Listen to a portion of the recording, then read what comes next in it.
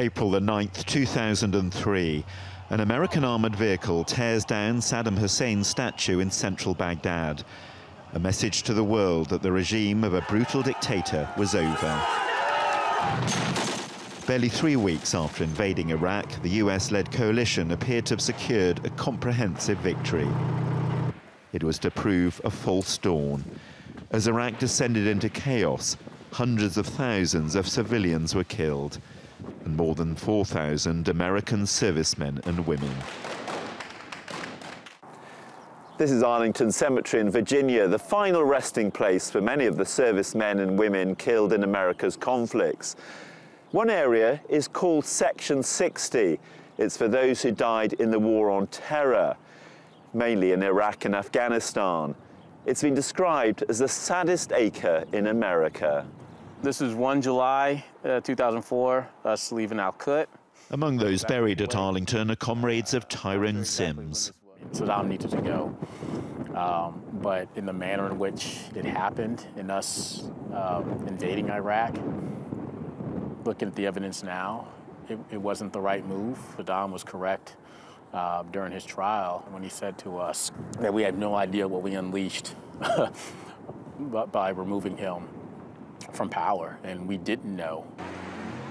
The so-called War on Terror had begun 17 months earlier, after 2 hijacked airliners were deliberately flown into the World Trade Center in New York.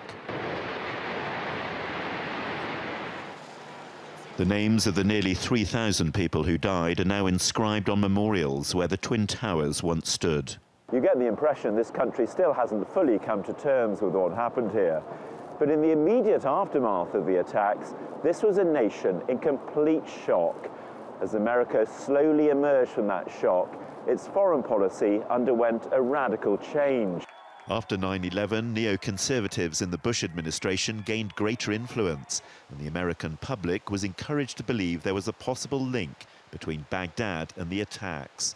Equally dubious allegations that Iraq still possessed weapons of mass destruction were used to persuade the international community to support the invasion.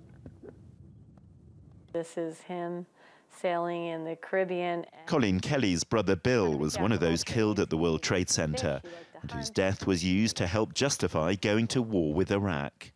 It was disastrous. We know that thousands of people were killed for no good reason. There was no weapons of mass destruction.